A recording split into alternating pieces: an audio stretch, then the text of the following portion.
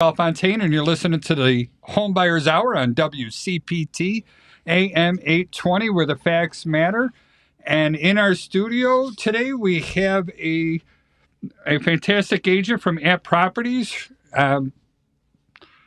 She is actually a listener to this show, believe it or not. There's more than just you who's listening right now. Mm-hmm. And she wrote in, she typed in a few different times, and everything that she had to say was spot on about client advocacy, which is basically the goal of this entire show.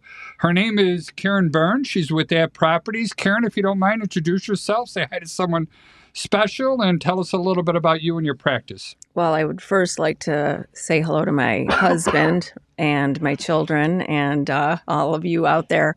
I have been with App Properties since the beginning of 2021. Started out working with buyers primarily, and as my business has grown, have gone onto the list side as well. And that's a normal progression for real estate agents, is it not? Absolutely. You kind of start out, you get all the open houses you can and get buyers, and then go on from there. So, and a lot of word of mouth. So, a lot of word of mouth. Yeah. And then also in the studio with us, we have Patrick Loftus of Loftus Law. Patrick, if you don't mind, give us a shout out. And I want to hear just a tiny bit or a good amount, whatever you want to share about cheap flights on TikTok. Oh, good morning, everybody. Oh, behave. Charlie, if we invited our listener in, who's listening now? Okay, jokes. My father-in-law, your wife, the cat. That's a good point. Good morning to baby girl, Miss Naya T. Cat, and my beautiful wife, Anna. I am Patrick Loftus. I am a real estate lawyer. If you want to buy or sell your house, you should call me. And you would call me at 773-632-8330. Fantastic. And then remote, we got Joey Matthews of the Federal Savings Bank. Joey, if you don't mind, give us a shout out to someone and tell us what's going on with you and what's going on in the market right now.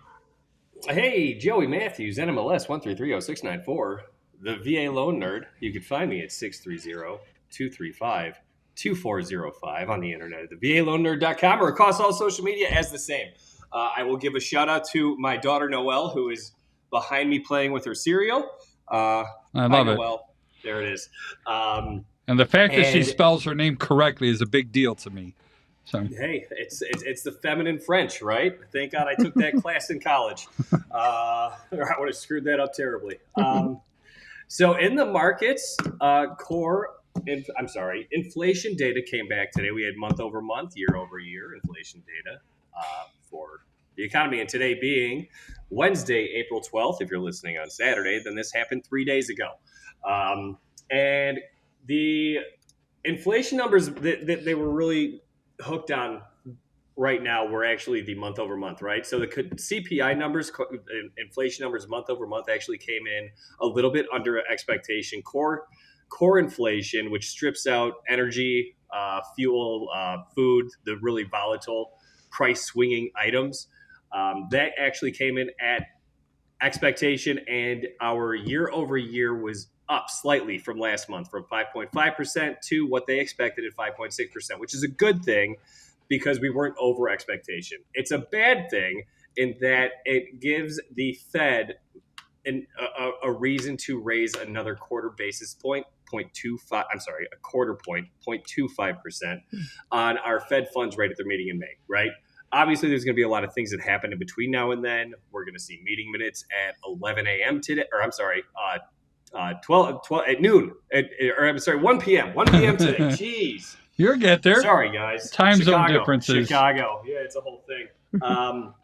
So we'll see what they talked about at their last meeting, and we'll see the market react a little bit. But when the data came out this morning, treasuries dropped pretty quickly, 13 basis points right off the bat, but we've already gained about 10 of that back already. So MBS market is still trading well right now. We have gained everything that we lost over the last day and a half. So, yeah, party on. So where does this fall into, like, the rest of the world? And I guess let me, kind of add on to why I'm asking this. When COVID came around, a whole bunch of money was dumped into our economy which That always works too. I'm sure it does. But that does, when you put money in there, that's basically what creates inflation. Is that a fair statement? That's a fair statement. All right. And then I know there's other countries that are skyrocketing with inflation, but we don't seem to be doing that as bad. I mean, where do we fall in line with the rest of the world? Oh, I mean, I mean, I would say we're the main economy of the globe. So, I mean, people kind of track with what we're doing, but when you have, oh God, you know, if I tracked the inflation numbers of other countries, I would be much better at this. They would call me Barry Habib, and I would not be. I don't know if you guys know who Barry Habib is, but I don't. But I don't care. I'll call you anything you want me to call you. Yeah, no, I mean, he's a guy that everyone in my industry tracks because he's just incredibly smart. But yeah, I personally only really care about what's going on in the U.S. because that's what's going to have the biggest effect on us.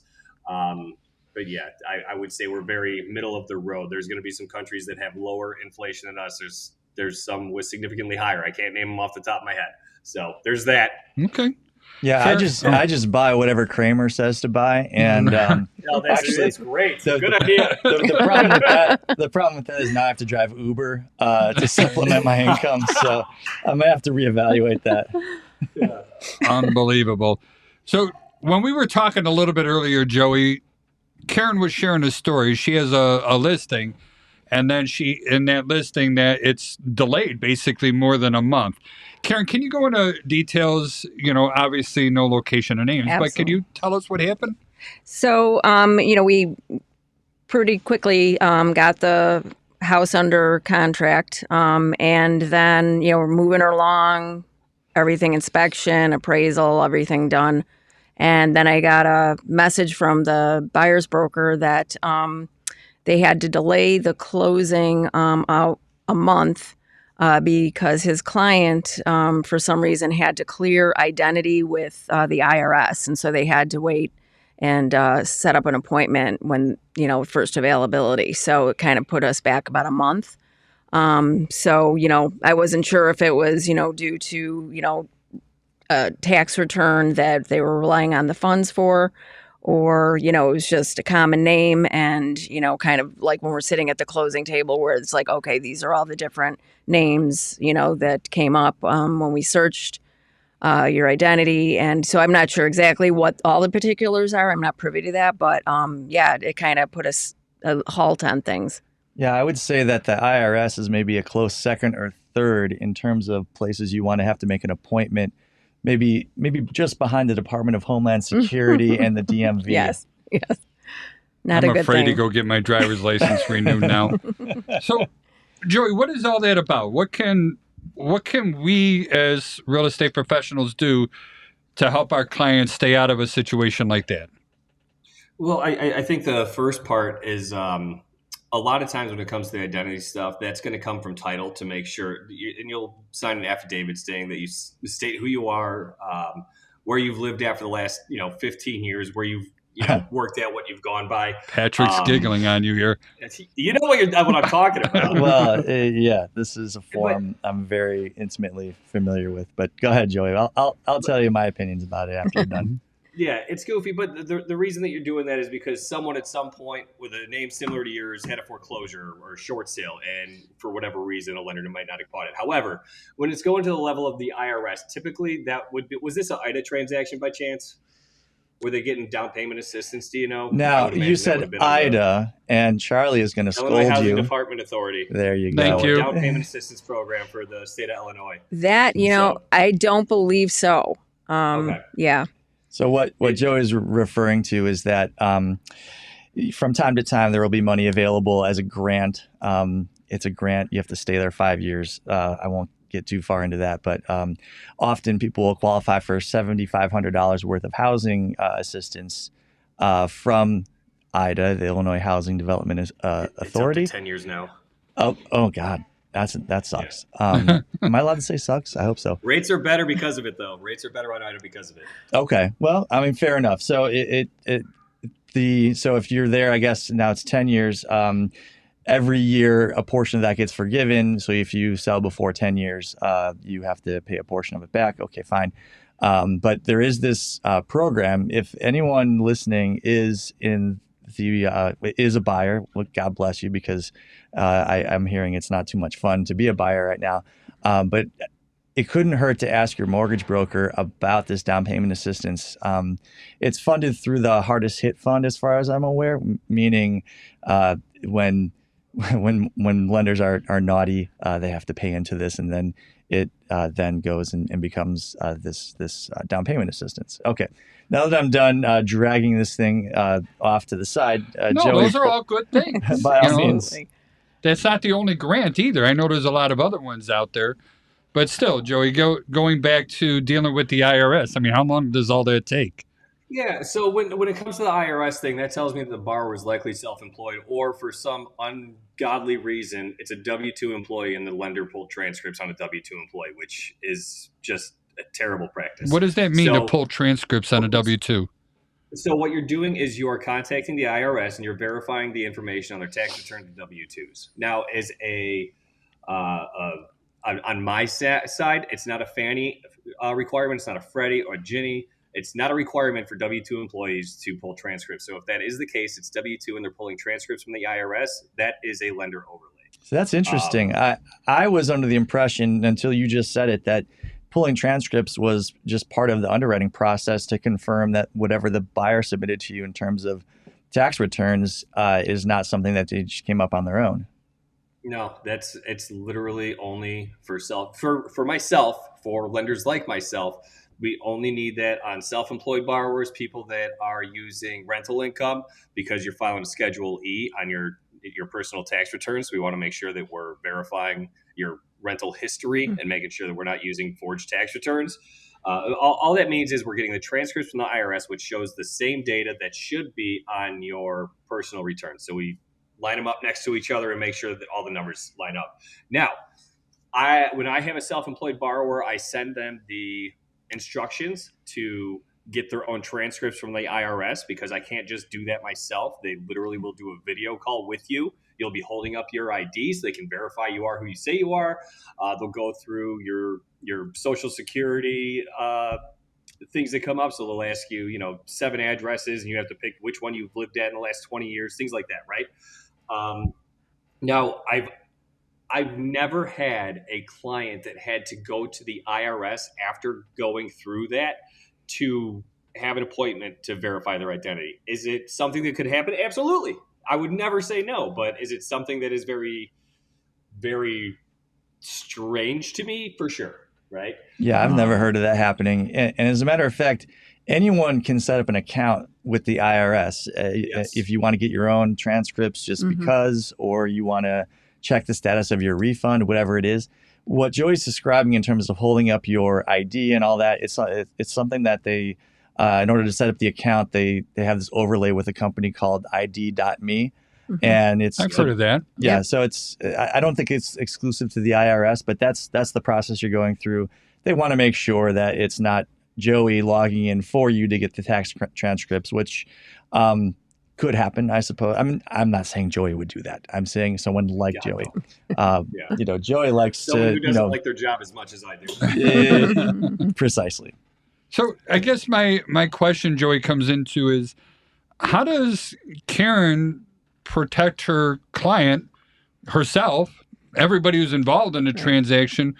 What can you do to prepare for this? And like Patrick, I'm a little surprised. We've known each other for a long time. I know you go way overboard. You use the term pre-guarantees. I love repeating that because you make sure that everything's covered. So, but this isn't something that's the norm, is what I'm hearing. That is not the norm. That is no, not. I've never had a client have to. I mean, anyone on my team too. So now me plus my team, that's thousands of transactions, and this is the first time I'm hearing of it. So yeah, it's tough because there's also going to be the consumer right to financial privacy. Right. So the lender can only say so much about what they have and what they don't have, things of that nature. Me, I can say, certain things, I can say that I have everything that I need. I can't necessarily tell you exactly what I've collected without possibly violating that right. But yeah, it's tough because it's every time a list agent and a seller accept a contract and they don't know the lender, it's a trust fall, right? You're just hoping that they do the same things that your trusted lenders do. So it's tough. It's incredibly tough. Yeah, especially I think, Karen, like in your situation, this isn't your client. It isn't. Yeah. So I'm kind of limited on what I can ask and what I can know about, so yeah. So what do you do?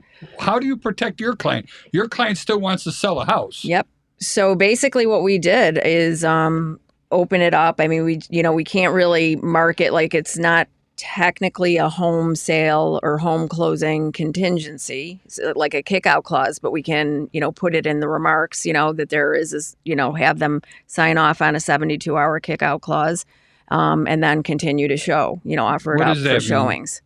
So basically, if we get another offer in on the house and it's something that my client instructs me that they want to go with, then the buyer that we have under contract has 72 hours to say, okay, we're going to do this or not, right? Then we can move on. Can they do this if they're under a situation like that? Yeah. So one of the optional paragraphs in the multi-board 7.0 deals with either home to sell or home to close contingencies. A contingency is just something, it's a condition that must be met for the contract to proceed. And what it allows, it allows essentially for sort of the parties to have their cake and eat it too. The buyer can say, great, I'm under contract, but also I want to be protected in case my home doesn't either sell or close. Now, I would be too. I would want that. Well, yeah, it makes your offer somewhat less attractive, especially when you're talking about multi-offer situations. Like the market we're kind of in now, right? Like the market we're kind of in inventory. now. Yep. Indeed. So, but what it also provides for is that, okay, the seller says, yeah, it's a less than perfect agreement, and from my perspective, I have the right to continue marketing it. Now, in theory, it sounds great, but unfortunately for the seller, the MLS requires that the seller still list the property as contingent, and that will cool off a lot of interest because any buyer coming in knows they're right away in second place. They've already been scarred by losing however many multiple offer bids, and now they're coming in knowing there's already knowing that the home is already under contract. Now, I suppose if I were sitting there on the buyer side in that situation, I might think to myself, this is actually an opportunity because I can just find out what the terms of the current agreement are. I'll beat those terms, and there's going to be less. There would be less people competing. So I know what I need to do to get that property under contract, and this buyer is not going to be able to waive that contingency because they're not going to know that the IRS is going to go, yay. They're taking a huge risk with their earnest money at that point in time. So if I was a buyer's agent, I might think to myself, You said something that really interested me. So a lot of houses you look on the MLS and you can still see their contingent. Are you telling me that I had the ability or somebody has the ability to go in there and see what those offers are and what the actual contract price is so I could come in there and try and steal that house away? You won't see it on the listing, but you could make a phone call to the listing agent and test the waters, see what they'll say. Yeah. What would you do? Oh, no, I wouldn't. Yeah. As a listing agent, I am not disclosing any of the particulars or, about a contract that we already have. And forgive my ignorance. Why not? Is it because it's against the law? Is it because it's unethical? Tell me why it's not. It's unethical. I mean, for sure. And why is it unethical? Because it harms your client? I mean, you might be able to get them more money. And please don't think I'm trying to be an argumentative. I just want to know. I never heard of this before. No, I mean, it's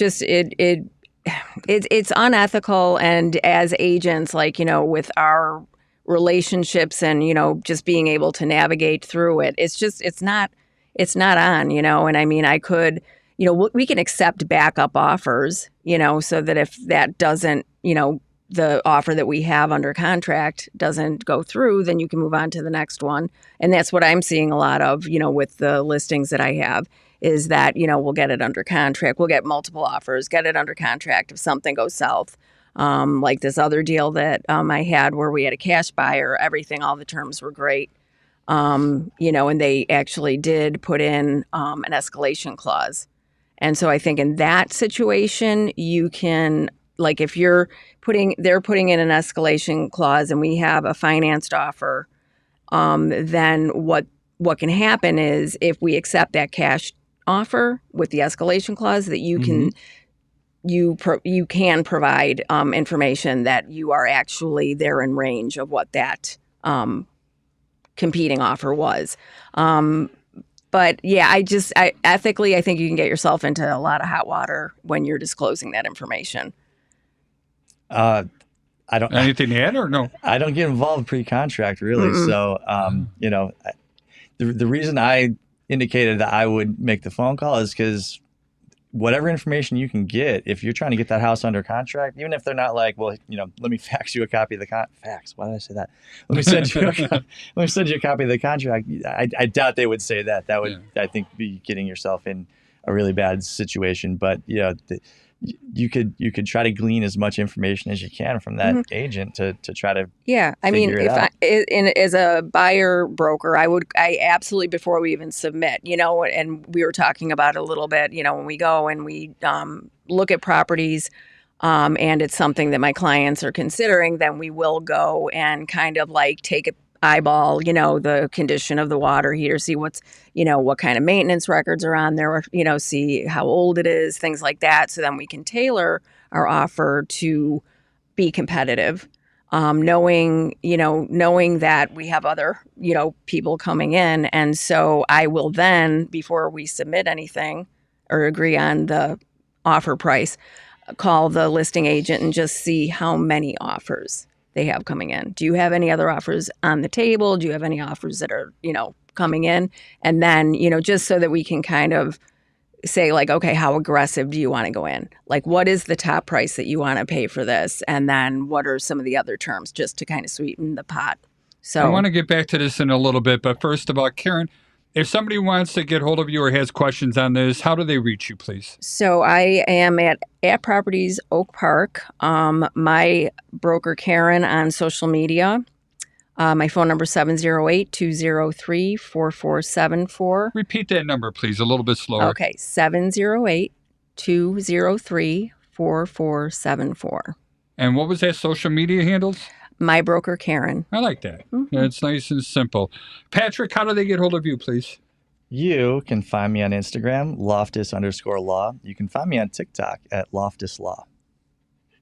And phone numbers or anything? Yeah, well, it's right here. It's right here. It's, The radio people are looking down at their saying, so it's 773-632-8330. And Joey, my favorite mortgage broker, how do they get hold of you? Well, you can call me or text me at 630-235-2405. You can find me on the social medias as at the VA Loan Nerd, or go to my website, thevaloannerd.com. And your phone number, please? 630. You probably did. I just can't remember. I had you entranced with my voice. 2405. What about your NMLS number, huh? That was I already earlier. said that at the top of the hour, baby. Sounds good. And my name is Charlie Belfontaine. I'm with Chicagoland Home Inspectors. Our website is The Home Inspectors. That's plural, ORS, and it's a .com. Our phone number is 312-544-9180. And if you're interested in joining the home inspection profession, we own the Home Inspection University of Illinois, and that website is HIUIL.com. Again, HIUIL.com. So, Karen, I'm gonna go back and talk a little bit more about this. You really triggered me here, Patrick. I'm sorry, but I've had clients that hired us. We did our home inspection. The deal was still going through. The attorneys got in there. We're past our 5-day window. And then all of a sudden, I get a phone call a month or two later. They said that, after about 15, 30 days, they lost the deal to someone else. All right, so they had a contract and it was contingent. So my question is, am I being, somebody trying to just say something different to me? Or can this happen? I kind of shrugged my shoulders when they read it to me, and I'm like, how the hell could that happen? It doesn't. You got a contract, you got an agreement. It doesn't seem right. Well, it could be that there was a contingency attached. Right. These contracts have all kind of contingencies in them. And like I explained, a contingency is a condition that you need to meet. So a mortgage contingency, for example, is one that says if I'm unable to secure the mortgage that I've described in that paragraph, then I have the right as the buyer to terminate the contract, get my earnest money back. Inspection contingency, same thing, but with respect to the condition of the property and are we able to agree on whether and what concessions the seller is going to make based on the results of the inspection. Attorney review. If it is a property that's part of a condo association or a common interest community, there's a contingency for that. So if I get the financials for the condominium and it turns out there's a $10,000 special assessment that has just been levied and the seller's like, not paying it, I can say, I'm not going to buy it then. So which one of those contingencies, or is there another one that would allow a seller? Because all those I'm hearing allows the buyer to back out. What about the seller? Do they have one that allows them to get out? There's less in terms of that. From the perspective of needing protection, the seller is in the better position when it comes to that part of the process, mainly because they own the property and they're already committed to this property. The buyer, on the other hand, Possession 9/10 of the law. Is that what I'm hearing? I think that's something else. But okay. that's something my dad used to tell me. Like, it's not fair. Well, so. From the seller's perspective, what we were talking about earlier in terms of the home to sell or the home to close contingency, no, actually that would be the buyer too. As far as the seller canceling the contract, you wouldn't often find that to be the case. I don't think, absent there being something very early on where often it will be another, we've talked about this before, where there's another buyer that comes in at a higher price. You're still, and that's where I was going. And that's what seemed like it happened to my clients. Yeah, you wouldn't see that. You wouldn't, I don't think, see that outside of that early window. If you were 15, 30 days into the transaction, I don't necessarily see, absent someone telling me of another aspect of the transaction that I'm not aware of, I don't see necessarily that there's a way for the seller to get out. I think it would be more likely that the buyer was unable to meet one of their obligations and couldn't proceed. Usually it's financing at that point, right? I mean, that I've, in my experience. That would be my first, that would be where I would first go to in terms of, okay, so was this a situation where, was there a job loss? Was there something, did they go to a company that rhymes with pocket mortgage to get their pre-approval? Something along those lines. I can't believe I say pocket mortgage and I stayed muted. I know. I was just waiting. You're trying to trigger that poor boy. Joey's gonna leap out the microphone at me. So Joey, why? I know you don't know all the answers and stuff like that, but why would a financing thing happen at the 11th hour? This is like a big pet peeve of mine. No financing thing happens at the 11th hour. I don't care there's no such thing as happening at the 11th hour. That's just a lazy freaking person. Who's lazy? That's all. The client or the mortgage person? The lender is. And what should he or she have done? Their job. Give me more details, I guess. What do you do to protect your client? I harp on this so much. I do it but all it's up important. front. And there's clients that hate me because of it. They're like, why do you need all this right now? I'm like, well, because you're trying to borrow, hundreds of thousands of dollars. That's why I want all of this right now. There's going to be a seller on the line. There's going to be a list agent on the line, a buyer's agent on the line. I'm not going to waste. There's a lot of people involved, without a doubt. Well, what if I work at Amazon and I get laid off? Just like to trigger me. And I get let me ask. So okay. If I get laid off 3 days before closing, and you go to verify employment, and they go, "Yeah, he don't work here no more," then what? That can happen. I can delay closing if you could find me a salary job really fast. I could let them know, like, hey, here's a situation, whatever. I had a borrower quit his job the morning of closing. He was buying a 4-unit. What? He was buying a 4-unit. He was planning to live off of the rental income. Oh. And so we call for the VOE the morning to fund the loan. And they're like, oh, no, he quit this morning. We're like, I'm sorry, what? What did you just say? Can he unquit? Yeah, right, dude. That was my first thought. I'm like, dude, can you get your job back like right freaking now? I would be so and upset. that was a VA loan. And that's one of the things I tell people, like, do not leave your job. If it's a long close because you're building and you move to a better position, that's okay. I can track with that. I can work with a new VOE for a new employer as long as your salary, right? But it just in general, if you're on a 2-week close, a 3-week close, a 1-month close, do not leave your job. Save all the big financial decisions until after your closing. And no Lamborghini purchases. No, that's a big one. And even though we're joking, yeah, we're joking about it. I get it, but that stuff happens. Absolutely, that's I why hear those horror stories all the time. Yep, I tell my buyers, it's do not do, like no taking out loans, no taking, buying big purchases, things like that. And Joey, how don't go furniture shopping? Yes. That was yes. I was just about to say, you guys want to hear me trigger Joey real quick? Yeah. So Joey, it's 2 days before closing, and my wife and I just went to Bob's Discount Furniture. You're giving free commercials to Rob's Discount Furniture. And they're offering 0% financing. So I went ahead and I dropped $6,000 on a couple new couches and a console for my desk, and I took them up on that offer. That's okay, right? Yes, dude. Thank you for that. No. But no, can I make it all right? I can make it all right, but you just threw a big old wrench into things because now I got to order a credit supplement. I got to get your terms of repayment. I got to get the actual balance. I got to make sure your debt ratios qualify. I got to go back to underwriting for an updated clear to close, assuming you still qualify.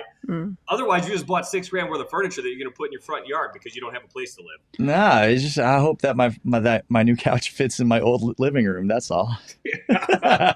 So, I have, we have 3 credit cards in our family, and then I have 1 business loan as well. I have no money on those, and I take that back. We use 1 card to charge just about everything, and then, everything's about points and stuff like that, but we pay it off every month, and I don't understand, and please help me understand, why is it bad to get another credit card if I'm not using it? Because you're opening a new line of credit. And even if you're not using it, we have to verify you're not using it. We have to show what your balance is. We have to show what your repayment terms are. So if we see it, we're going to ask about it. So there's no history. And you've also dinged your credit score by 2-3 points, which who knows? We won't re-pull on that. But. I'll go down to 842 then. Oh yes, I'm gloating right now. Wow, what a guy! They're gonna make statues of you in front of Experian. Except I think I'm too heavy, and that would take too much concrete or marble to make that kind of a statue where it comes in there. Yeah, we could use fiberglass or carbon fiber. There it is. We go with cheaper material, like zirconia. And I could just see me as a zirconia statue that comes in there. I don't know why you think carbon fiber is a cheap material. If you've ever tried to buy a bicycle or a hockey stick made out of carbon fiber, it ain't cheap. No. Yeah, Ooh, no. You're getting paper mache. We're going to put him inside, I guess. What are you doing right now with that client? With your seller? I mean, you just waiting? So we're just waiting. And like I said, we opened it up, for showings, but it is, it's kind of limiting because it's still marked as contingent. So it's really up to any buyer broker to see that in the remarks, that we are, allowing for showings. So it's a lot. It's less than ideal, Is it common that you have like a private talk group with other brokers in your sponsoring brokers so you could share all this? Hey, oh yeah, I got this issue. And yep, every week we have a broker to broker, so we talk about all of our little intricate details of deals, because every deal is different. Everything I'm learning, I constantly learning, putting things into my portfolio of knowledge, to be able to navigate through similar situations. So this is definitely a first. I've never come across this at all. Yeah, there's nothing better than learning from someone else's experience, if you can. Yep. And I wonder if you would even like put out phone calls to brokers who had clients who toured the property before, Yes, or absolutely. at open houses and stuff. Yep. Like, hey, so check it out. Yeah, and we have this wonderful tool called reverse prospecting. So I can see who the listing, like the agents whose clients received the listing in their inbox. And so and they can mark it interested, or, and so I reach out to them too to see if they have any interest in touring. Is that an at property thing, or is that no, that's MRED? That's MRED. Mm-hmm. Wow. Yep. It's so interesting. I use an acronym, Joey. And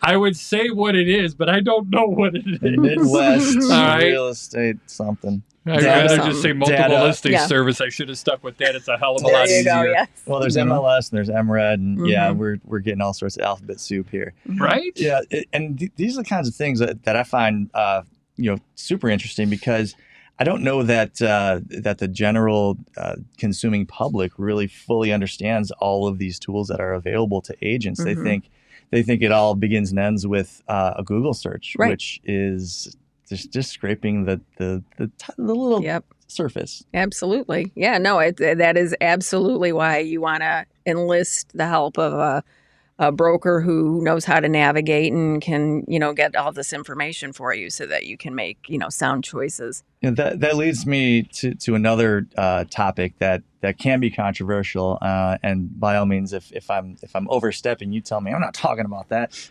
But I'm hearing a lot of like pocket listings, private listings, especially with. I got one going on right across the street from my house. Yeah, so for one reason or another, those seem to be awfully popular, and that's not without controversy. Yeah, I agree. I'm a little private listing averse, because it's. You're limited. You're still. So basically, you're just Karen, coming soon. For me, because I'm a little bit ignorant on this stuff. Tell me what that means. Who can see it? What is a pocket listing? What is the benefit of doing that? So it will show up so there's private listing, and that you can input into the MLS, and it's just kind of it's almost like a draft listing. So it has very limited information, or as much information as the agent is willing to put in there.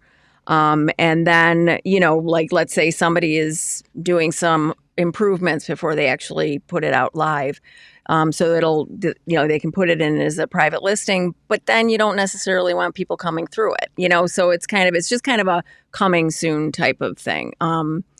And, you just get into some interest, open the door for some interesting conversations that you don't really want to have. And, agents, will like try and get their clients in ahead of everybody else. It's in the market that we're coming out of. I actually did, get, had some buyers that we went under contract when it was still a private listing. Yeah.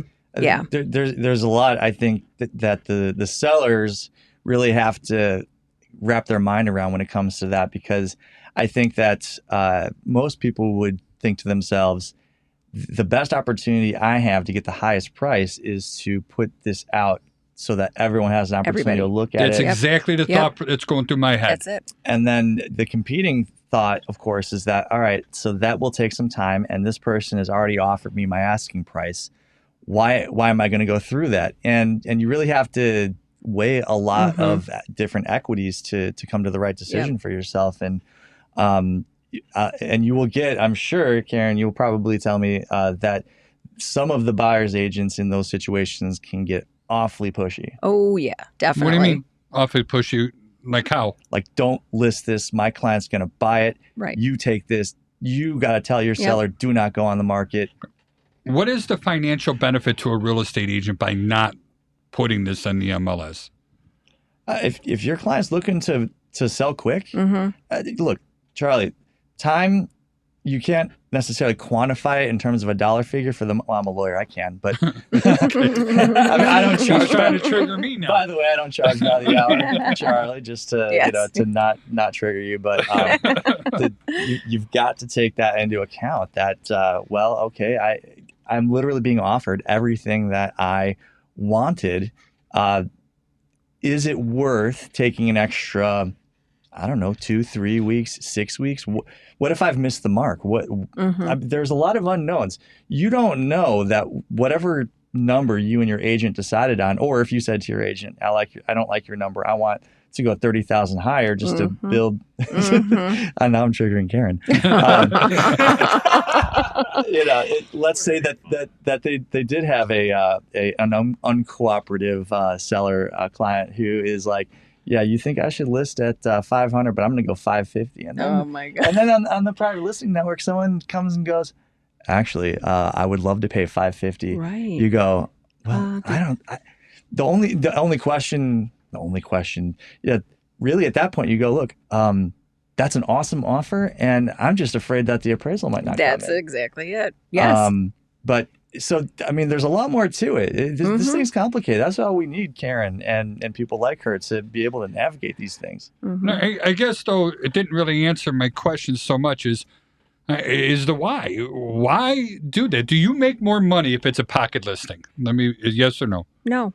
All right. Does the seller get more money if it's a pocket listing? Not necessarily. I mean, if I put it in, if I'm the seller's agent and we put it in, and I've done it one time, and honestly, I was like, okay, I tried that. I'm not a fan. Because of exactly what you were saying, Patrick, is, aggressive buyer's agents. And, we were in a climate where there were multiple, like crazy multiple offer situations. So, I mean, if you're, I get that, you're going to want to try and get yourself in first position. But, I don't think you're necessarily. When you say first position, you mean first position as the buyer? Like, yeah, we want to put an offer. Yeah, we want to see it. We want to put an offer in. And, you bring up an excellent point, Patrick, when you say that, I mean, the benefit is that, now you have this seller, and in this particular situation, it was older homeowners that were looking to downsize. And so, no, they didn't really want to have open houses, and they didn't really want to get it, the property just so, in order to list it. And so in that situation, we put in, a fair offer. But that's the thing. It has to be a fair offer. You don't want to take an offer that's, crazy inflated for the reason that you just pointed out. I have had clients that, basically told me, as they're scheduling the home inspection appointment, we know we overpaid for it, so we need you to help me find a bunch of things wrong with it. Now I'm triggering Patrick. This is revenge right now. All right. You ever seen a grown man cry on the radio? Exactly. Yeah, but that's on the broker. I mean, we're talking buyers that are already under contract, and now you're going to try and bring it down off of things like that. A lot of people do that. I mean, I'm going to come in here and concede that I think there's always 2 rounds of negotiations, whether we like it or not. You're going to negotiate to go ahead and get the contract signed. And then when our company comes through, no home is ever perfect. Right. Most of the time, they're going to go ahead and try to negotiate, but it all depends on how much leverage they have. Well, and what I would advise when I'm working with a buyer is, first of all, we are tailoring it so that we know that it is going, that it's an aggressive, a good offer that also will likely appraise out. As far as inspection items, we go in there and I say, look, cosmetic stuff, all the little nickel and dime stuff we stay away from. You want to, anything that we ask for, it's got to be related to safety, fire, electrical issues, things like that. Those are the things that you want to negotiate after inspection, right? Yeah, I would think that really if you're going to, in a tight market, consider asking for concessions. And let's face it, most of the time, even regardless of what the market looks like, the buyer will at least take one crack at it. I think something to consider is this thing on the inspection report something that the seller is going to have to consider with the next buyer? Yep. So is there a hole in the roof? Right? Even if it's as is, if I've got water pouring in when it rains, the seller this is something they're going to have to address one way or the other. And I'm using a very obvious example just because it makes it easier to consider. The one that always cracks me up in sort of a way that is I don't know, it cracks me up, but not because I'm laughing because it's funny, but it cracks me up because I'm like, ugh. is where I get a contract in for a seller. Let's say it's at 550, and then I get the letter from the buyer's attorney, and it says we don't like this, and this, and we want a $10,000 credit.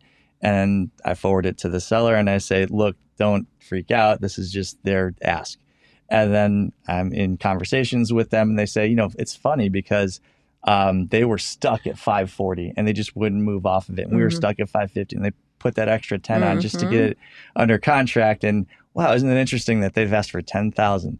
It happens more than you would think. And I hear it happening a lot. It's so transparent. And once I see that, and once I hear that, I go, all right, this one's going to be pretty easy. Yeah. Do you find that happening to you too? What he's talking about? Yeah. Okay. So that other situation that I was telling you about, the first offer that was accepted was a cash offer, and, it was way low.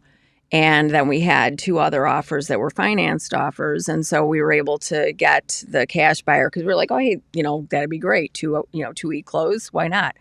But we wanted to bring them up, so had the conversation with the buyer's agent. They said, okay, went in and did their inspection. And then sure enough, they got it down to the original offer price. And we were like, are you kidding? Like, you just wasted our time, and now what? At least try to make it look good. Don't be so transparent. Right. I mean, it's just like, Yes, like the numbers weren't adding up at all to bring it back down to the original. So, yeah. No. That's anyone with experience, when they look at it, you go, that list to me, that's a $750 list. That is not a $3,500 list. I think I know what's happening here. Exactly. Yeah. And Joey, if you don't mind, we heard the term, and I know I've heard it before, appraising out. If something does not appraise out, well, first of all, any house is worth what somebody's willing to pay for it, isn't it? And unless, at the end of the day, that's what the comp is going to be in the future. And then I guess it's also the bank is the one really buying the property. If you really think about it, they're putting the vast majority of their money, they got their skin in the game. But what are some options for people? Let's say the appraiser is short. I don't know. I'm going to throw $25,000 out there. All right. What if the appraisal comes in short that amount of money? What are options to go ahead and make this work? Go egg his house. Joey's house? The appraiser. Oh, the appraiser's house. Come on, you can egg my house. I don't know. It's a little bit of a haul. That's exactly. Eggs are expensive these days, man. Right? Hey, you know what? Groceries are the cheapest they've been in 2.5 years. So I'm sorry, I'm sorry, they just declined. So when the appraiser comes in short, I mean, $25,000. I'd rather work in percentages because $25,000 on a $100,000 purchase is a huge deal. On a $1 million purchase, it's not. Good point. Thank you. If the appraiser comes in short, obviously there's going to be options. You can appeal right away. If you have data that supports it, then on a conventional or FHA appraisal, you can bring that data to the appraiser. Things that they may have missed, errors they may have made, that's usually going to get you a better chance at a reconsideration of value going up, right? But people are married to that data, so it can be a little bit confrontational, it seems, with appraisers. However, if you have a VA loan, you go straight to the VA, and if you have good data, the VA can manually raise it on their own rather than having to go to the appraiser. So it completely takes the appraiser out of the equation, which is a beautiful thing. The VA appraisals are the most often raised at notice of value compared to conventional and FHA counterparts. But that's because there's a process in place for that, right? Yeah, and one that completely takes the appraiser out of it. So emotion is gone, and now it's all logic. But those processes do not exist under Fannie Mae, Fannie Mac, or any other type of conventional. Is that a fair statement? Correct. That is a correct statement. Yeah. Otherwise, you're kind of go straight to the appraiser. Yeah, and they rarely, if ever, revise what they had to say. And Joey, I mean, how great are VA loans? They're only the best loan product on the market. Is that so? I wonder why that might be. Well, they are actually last year they were the least denied loan on the market. So when you're going through underwriting. That's a fun stat. Yeah. Very interesting. The least denied loan. It's a beautiful loan, man. God, I love the VA. So if I'm a seller, I should actually, if I see VA on an offer, that should elevate that offer as opposed to a conventional. It's a very misunderstood loan, but in my opinion, yes, 1,000%. Just me. Me. You've sold me on it. We're coming to the end of our hour in the near future. Joey, how do people get hold of you? You could call me or text me at 630-235-2405. You can find me at thevaloannerd.com or across all social medias as at the VA Loan Nerd. And do you have any classes or anything or seminars coming up? Coming up, I have one in Tucson, Arizona. I have one in Indy. Tucson is the end of May. Indianapolis is, oh my gosh, it's actually in a week and a half. It's April 24th. What else do I got coming up? I got a few. I'll have to look at my calendar, but I know those off the two because they're the most recently added. Throw them up on the Facebook page, please. That always helps. And then, Karen, please give us one final shout out. Give us all your contact information in case someone has questions about real estate. Okay, so if you want to reach me, you can text me at 708-203-4474. You can email me at Karen Byrne at atproperties.com. And I'm at my broker Karen on social media. And it's when you say at, it's not the at sign, it's the AT.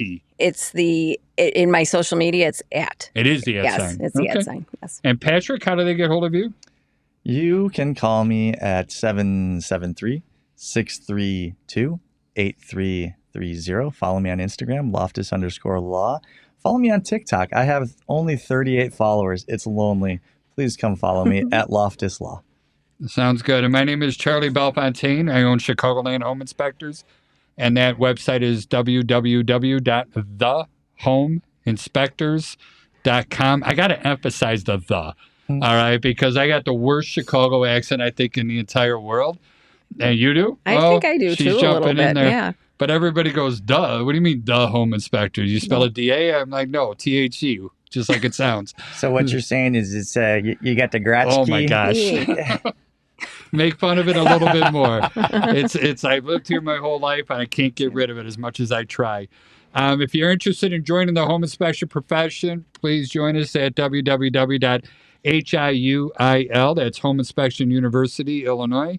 And that's also a .com. Patrick and I were going to be attending an event coming up this coming Monday. Yeah, this coming Monday evening. And this is through the North Shore Barrington Real Estate Association, and more specifically, the Young Professional Network. That's going to be at, is it Club 21 or Studio 21 up in Highwood? It is, I believe the number 21 is involved, and it is a brewery. It is a brewery that's located up in there. I think if you know how to search on the internet, you might find it. For NSBAR, NSBAR is what they refer to it as. And if you're in the real estate business and you want to come and talk to us, we're going to be there talking about the show as well. Other than that, I'm going to say thank you for listening to the hour. Karen, thank you for being with us this hour. It was great to have you. And I enjoyed all the triggering between Joey and Patrick. I like to throw a special thank you out there to Devin. He's our producer. He's the one who makes everything sound so well. And Bernie, I know you're out there listening. So I just want to say hi and remember you and Judy are my faves. Don't tell anybody else, though, all right? This is Charlie, and I'm out.